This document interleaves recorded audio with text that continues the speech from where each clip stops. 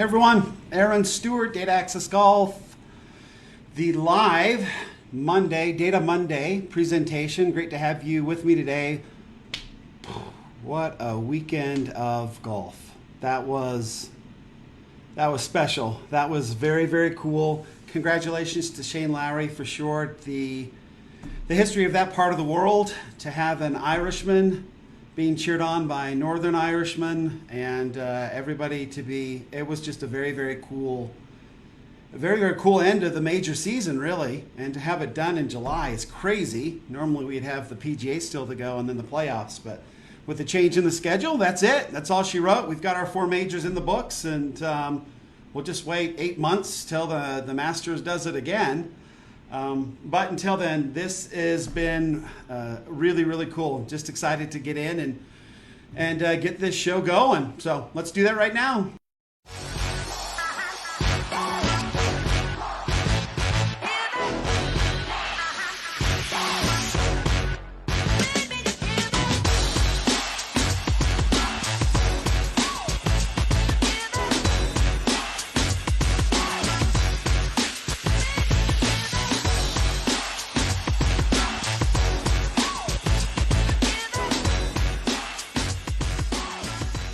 Welcome back. Thank you very much. Again, today's Data Monday. We always do this. We review the data that matters, basically how the players performed.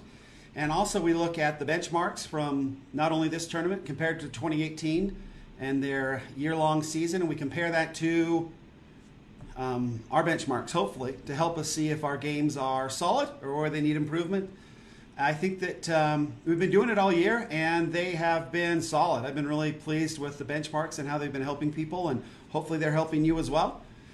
I am happy to announce, but we have made some really good progress on the app, and it's gone, it's very close to just going to the coders, which shouldn't take too long. The design sometimes takes a lot longer, and I wanted to talk to a few folks about it before I actually took it to the coders. One of those individuals I'm happy to announce, I interviewed Fred Shoemaker this morning for the podcast, so we'll broadcast those starting tomorrow. It was a wonderful discussion. I actually had my coaching call with him this morning, and then we went right into 45 minutes of questions for the podcast. It was an awesome discussion. It was he just has so much information, and his mind just works on a different level, and I'm excited to share that with everybody because it's really amazing.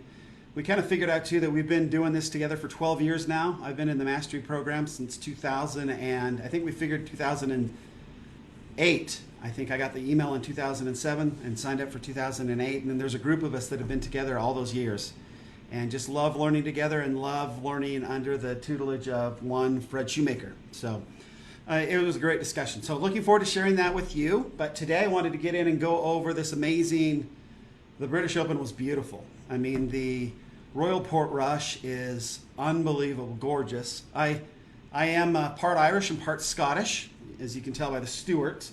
That is where my family is from. And my mother's side is the Irish side, and my father's side is the Scottish side, obviously with the Stewart. And so I knew somewhat of the history of Ireland, and but not as in-depth as the commentators and everybody made sure we understood over the course of the last week, which I really appreciated. It was kind of fun to understand that, and it made when Shane Lowry walked up the 18th, he probably could have started celebrating after Saturday, right? Because, the data showed that you had to be within roughly 1.5 strokes going into Sunday to have a chance over the course of the last 20 years. And he had a 6-stroke lead at that point, so it looked pretty good for Shane, but you got to play him. And the weather wasn't supposed to be very good, but they went out and played it, and it was really just amazing to see how well everybody did. It was very cool to see Tony Finau, a local boy, do well too. Move up into third there as well, so another top 5 finish for him. He's had a good year in the majors. I know we talked about Brooks Koepka. He's finished in top 5 in all 4 majors. I'm not sure where Tony finished. I'm trying to think, but he had a really good year in the majors as well. So I was going to look it up, but I didn't. So we'll look at that up for a different show. But anyway, let's jump right into the numbers really quick. I don't want to drag this on too long. I'm so excited about Fred Shoemaker, and I need to get on and start producing a little bit to get it ready for tomorrow. But really excited about it, and super excited about Shane Lowry's win. It was very popular. I definitely, the numbers said that Justin Rose, right? The data said that Justin Rose would be standing tall at the end. Didn't work out that way. Golf rarely does follow data. There's a lot more variability and variety that you cannot predict, in golf and in the golf swing and in the golf courses and the weather and everything else, and bounces and all of that. There's no way to take that all into consideration. But he showed himself quite well until the final round. So he was trending in the right direction. I can see why the numbers said that he would be out there in front, but it didn't really work out that way. Another really interesting outcome of that was the JB Holmes situation with Brooks Koepka talking about slow play. And this isn't the first time we've talked about JB Holmes and slow play. He's not, it's a situation where he's not a slow player, but he doesn't start doing any of his preparation until it's his turn. And that's what makes him so slow. But this is not the first time somebody's complained about him either. It was out in LA, Riviera, I think it was, wasn't it? Where he also basically did the same thing. When the weather got tough, he got really slow. It took a long time deciding on which club to hit. So not the first time. And then I was disappointed, honestly, with Xander Schauffele and that whole RNA situation and how that came about. I was disappointed with how the RNA handled it. It's rare that the RNA does something wrong, in my opinion. They've usually been quite good at always being on the right side of situations, even difficult ones. And this particular one, I think they blew it. I mean, they took a page out of the USGA's book and just completely messed this one up. So I don't know why in the world that would have to be released. I don't know why anybody cares. And I don't know why Xander Schauffele has to be the center of attention on all this. It seems more of a problem for the manufacturer that had it in the club. It has nothing to do with Xander. You think all of these players have time to go and weigh and measure the COR and MOI and all that on their clubs? They don't. And then they never do it. It's just handed to them, and they just kind of trust the people that are putting it together. So if anybody should be in trouble, it should not be Xander Schauffele. And why in the world they would release his name makes absolutely no sense to me. So RNA kind of kicked that one, kicked themselves in the teeth with that one, that's for sure. So those are sort of and honestly, Royal Portrush was unfreaking believable. I'm not much of a fair weather golf. I'm a fair weather golfer. I don't like to play in rain, cold. I just don't. So that's the thing that worries about me about going over and playing. That if I went out and it was bad, and if it was bad weather, it didn't matter if it would be St. Andrews. I don't think I'd play. I think I'd stay inside. And it looks like that's probably that probably happens quite a bit. So anyway, neither here nor there. It was a gorgeous course. It was so fun to be watching it from the it was actually very warm here, so the air-conditioned confines of the house and from the office, it was great. It was great entertainment for sure, and really an amazing way it's kind of cool having the British Open as the last major, honestly. I like where the PGA falls a little bit better. I like how the majors are set up. It was fun. I think I like how this seems to naturally kind of go to end with, sort of the oldest major in the world that they like to call the Open. I got in a little fight, not a fight, but I got in a little online with some folks because I keep calling it the British Open, and it's not out of being rude or anything. It's always been the British Open to us. And growing up, it was just the British. We never referred to it as the British Open or anything. It was just the British.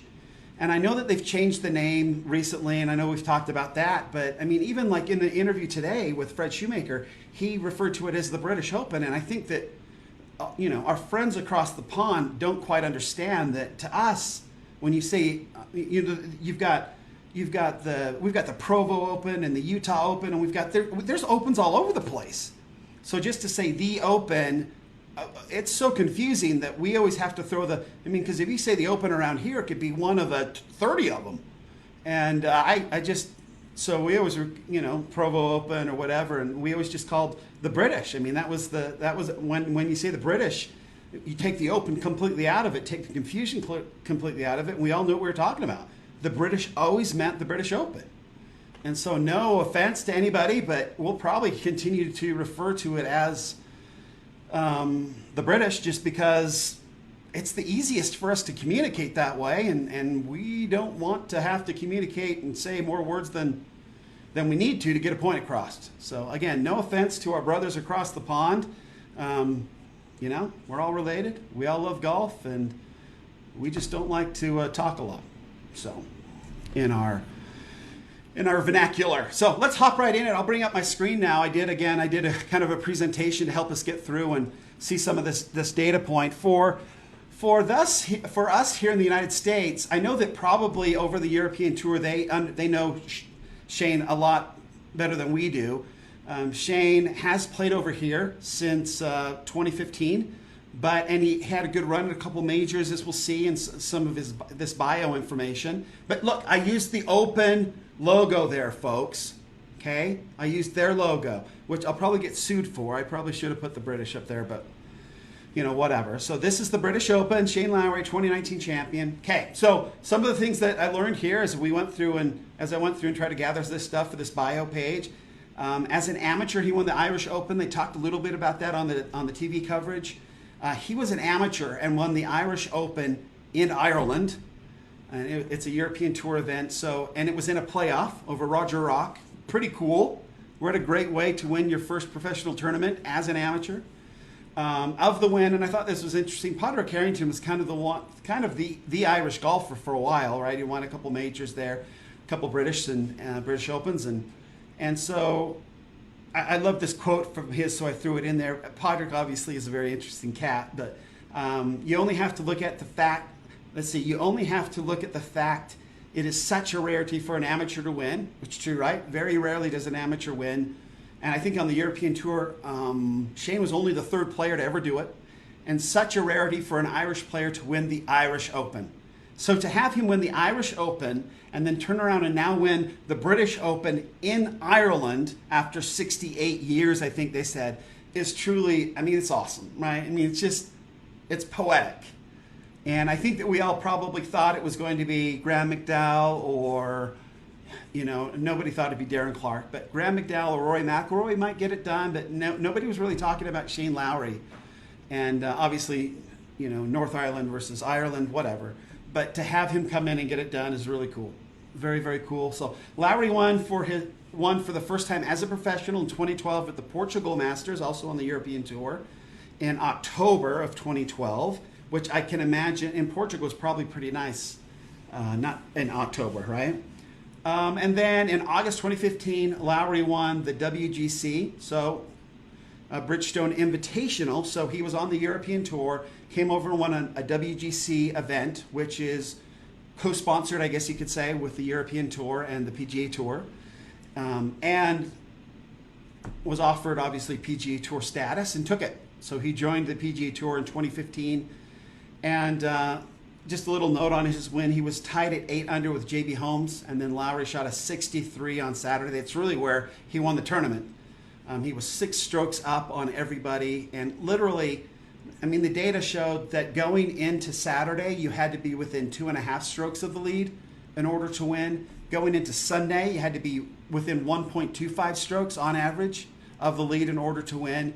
Obviously, Ernie Els came from 6 strokes behind, yada yada. But Shane Lowry, won over in those conditions and to still get it done. I think Brooks Koepka said it as well. That was just nails. It was really amazing play for him to get that done. And he tied a new course record. He set a new course record. They added 2 new holes, right, in 7 and 8 to change Royal Portrush a little bit.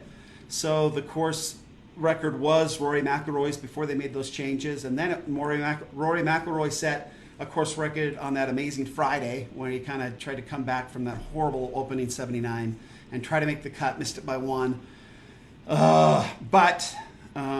Anyway, new course record on Saturday, kind of distanced themselves to a point where nobody could really touch him, and then obviously 6 shots ahead of Tommy Fleetwood to get it done. So what does that win mean for our good friend Shane? Well, his world golf rankings go from, he was number 33 in the world, pops up all the way to 17th. And then in the FedEx Cup ranking, which we haven't really heard much about Shane all year long, but to go from 68 to 18th, that's 600 FedEx Cup points that did that for him. Excellent. That really helps him in his playoff spot for sure. Gets him to the Tour Championship. And this kind of gives you an idea. The year-to-date stats leaders again in both the FedEx Cup and the official World Golf Rankings. Brooks Koepka now takes the top spot from Matt Kuchar. Everybody else kind of stays the same until you get to the bottom. Ricky Fowler actually moved up to 9th and exchanged places with Jon Rahm. Jon Rahm moved up as well, and I think it was Justin Rose is the one that got bumped out of the FedEx Cup. Actually, I think that was on the World Golf Rankings. You see Brooks Koepka, again, still at number 1. Dustin Johnson now moved up to number 2. Rory McIlroy, Dustin Johnson stayed at 2. Rory at 3. Justin at 4, which is interesting. Francisco Molinari moved up 1 from 7 to 6, changing places with Bryson DeChambeau, and then everybody else pretty much stayed the same. They do it on a 2-year rotation, so that's kind of a big difference.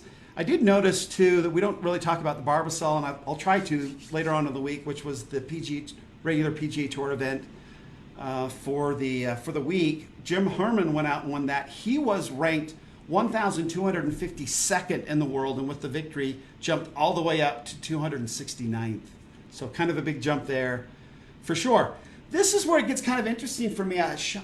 Shane Lowry was, I thought that he was more consistent than this, I got to say. He was one of those sort of grinders that I thought was more consistent. We'll see in his numbers why he's not as we get to the benchmarks, but this was pretty interesting. He's played in 93 events and made 60 cuts. That's a consistency rating number of 65%, and that puts him right there in the good category where he's probably going to keep his card, and he does, but he's not one of the elite players at all. I'm going to have to rerun these because Tiger Woods has missed a few cuts this year, and I wonder if he's getting close to dropping down. And then Brooks Koepka was getting very close, moving his way up, especially in majors. So was Rory McIlroy, but he just missed the cut. I need to rework these. I've kind of just left them alone, and those are only for the victors this year. But so Shane Lowry would fit there in that 65%, which I have as a consistency scale, a good player. But not a solid or elite or a legendary player for sure. Okay, the benchmarks. Obviously my favorite part. This is what the app's kind of geared towards. I actually gave the app screens to Fred Shoemaker today and described to him what I was trying to, excuse me, let me get a drink here. I was trying to describe to him, the purpose behind it, what I was trying to accomplish. And so he's looking at those right now. So I will have his expert advice also included on the app, and I'm really excited about that. I think that when you have a gentleman who's been teaching golf for, 45 years or something like that, he'll have something to say, and he'll make sure that the app is better. But it's all based on these benchmarks and helping us kind of see exactly where our game is, so we work on the things that we're weakest at, right? So I don't have all the stats because the R&A doesn't keep stats like the PGA Tour does. The PGA Tour does an amazing job at making sure that the stats are available to us. The R&A doesn't. They only kept track of, it was weird, they only kept track of driving accuracy. Well, I guess driving average. No, they didn't. It was just driving accuracy, greens in regulation, and putts per green in regulation. That was it. They didn't keep track really of anything else. So, driving accuracy for the tournament, you can kind of see up there in that little card. That's the little guy that I stick up on Instagram after a victory. Those are the British Open colors from the scoreboard. Anyway, for the tourney, Shane hit 63% of his fairways. For all of 2018 on the PGA Tour, he hit 61%. So with the tough conditions and all that, he hit more fairways. Our benchmark for hitting fairways is 55%. And Phil Mickelson, Tony Finau, and Jimmy Walker are 3 players who hit less than 55% to just legitimize that number in all our heads so we can, not just scoff at them. But those are legitimate tour quality numbers, okay, from really good players. Greens in regulation for the tournament, Shane hit 79% of his greens in regulation, and in all of 2018 on the PGA Tour, he hit 69%. Our benchmark for that is 65%. And Phil Mickelson, Jason Duffner, and Patrick Reed are three individuals who hit less than 65% in 2018.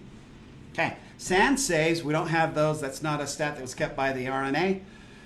But in 2018, Shane got up and down out of the sand 51% of the time. Our benchmark is 45% of the time. Tony Finau, Bubba Watson, and Gary Woodland are three individuals who got up and down out of the sand less than 45%. Okay, again, just to legitimize that, that sand save number. Strokes gained putting, RNA doesn't keep track of that, but this is interesting. Shane Lowry does not putt well. He averaged over the course of the entire year, he lost to the field in putting by 0.3 strokes essentially per round, right? So 1.2 strokes per round, per tournament, he lost. We definitely want to see that at least above a 0 in order to be considered. You don't want to lose to the field in putting, and you'd like to, if you're, like a Jordan Spieth, that's kind of how you win against the field. And normally in tournaments, people have to putt very well, but we don't have any putting stats other than the 1.62 putts per green, which is, again, we've been so spoiled with strokes gained putting and the strokes gained numbers that it's kind of hard to go back to something that's less helpful. But anyway, that's where we're at. Scrambling. So this is where we start to see some, putting obviously was a bit of a problem. But also in scrambling, we see that Shane got up and down around the green 53% of the time. Our benchmark is 55%.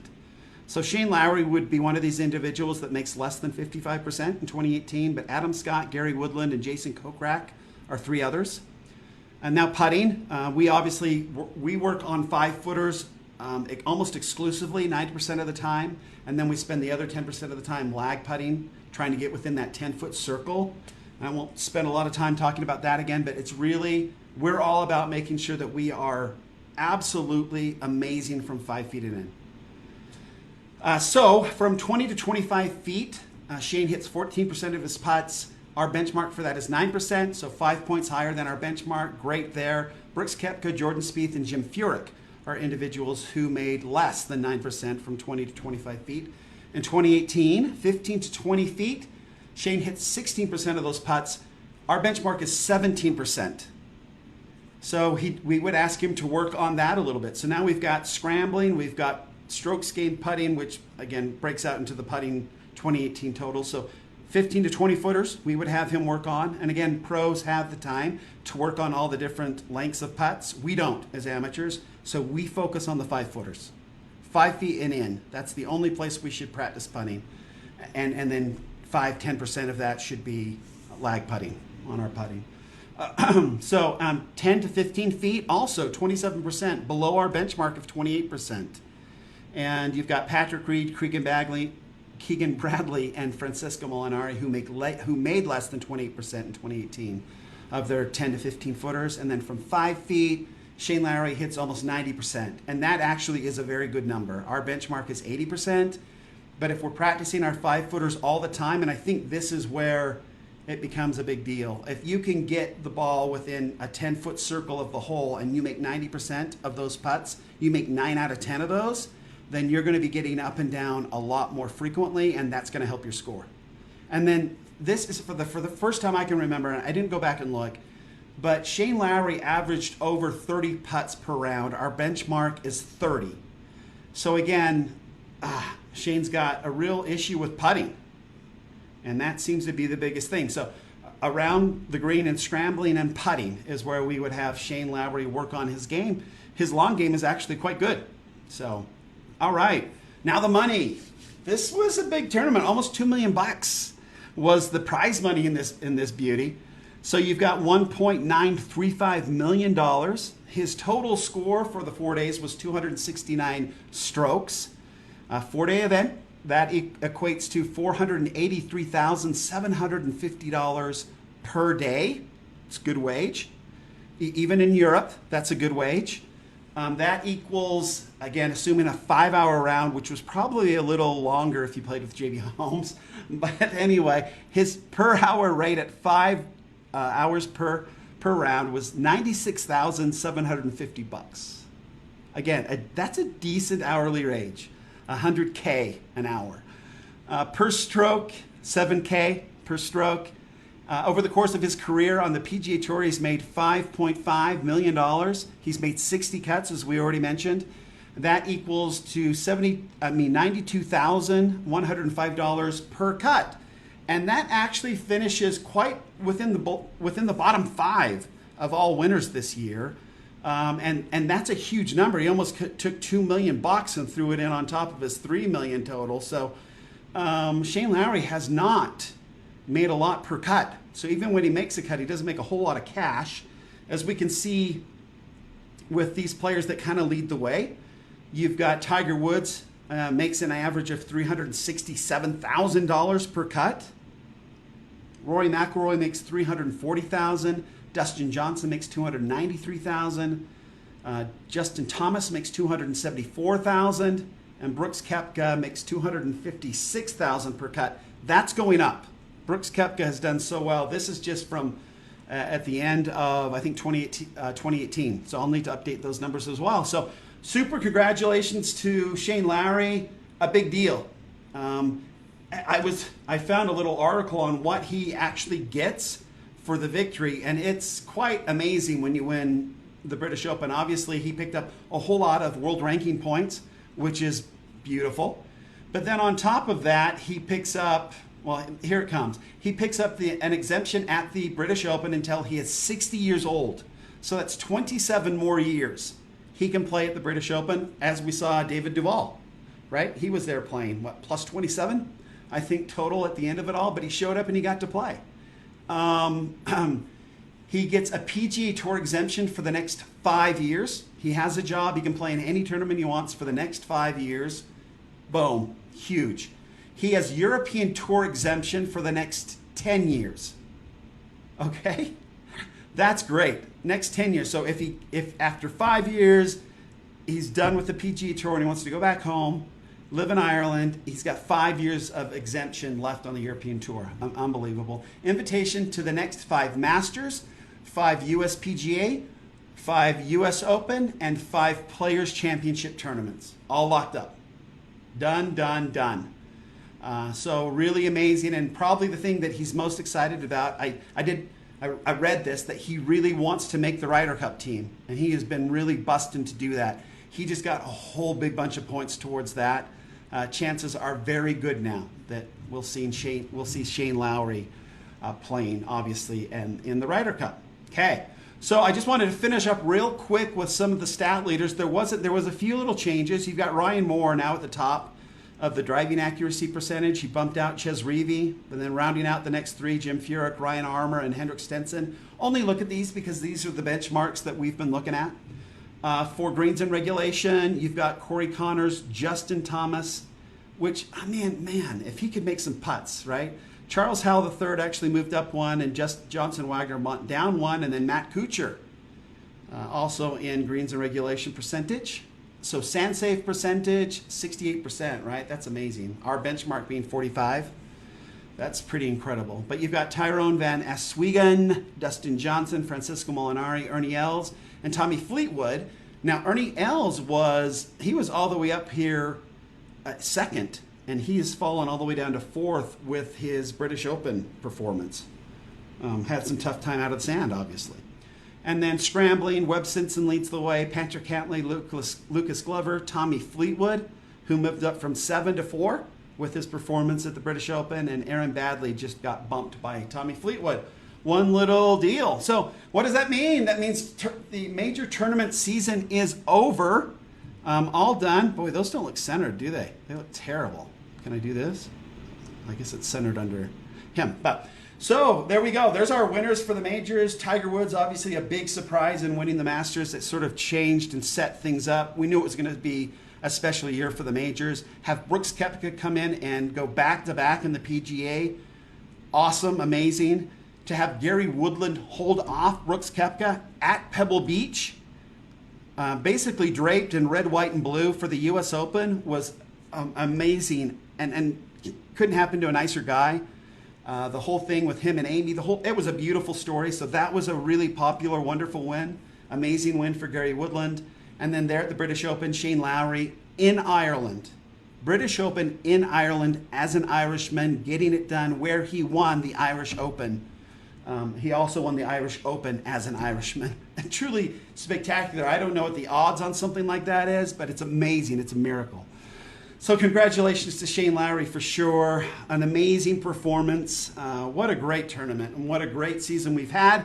Can't wait to actually looking really forward to the playoffs and what's coming. We've got President's Cup. We've got a lot of really fun golf left. And then the new season starts, right? We go right back into it. So it's going to be a lot of fun. Good to be with you on this Data Monday. Thanks for joining me. And until, let's see, I guess I don't have to leave it on there. We can bring it on up. But get rid of this, can't we? So thank you for joining me. It's been a great major season, and I know we've done these lives now for Data Mondays, and I appreciate that. And your comments and things have been wonderful. I'll get the MP3 out and still definitely make sure that it's part of the podcast. And then the rest of the week, we'll probably be listening to Fred Shoemaker and discussing some of the things that he brought up. Because we went deep, and it was cool. And I'm looking so forward to sharing it with you. So anyway, this is Aaron Stewart saying thank you. Until next time, remember, better data always means better golf. Thanks.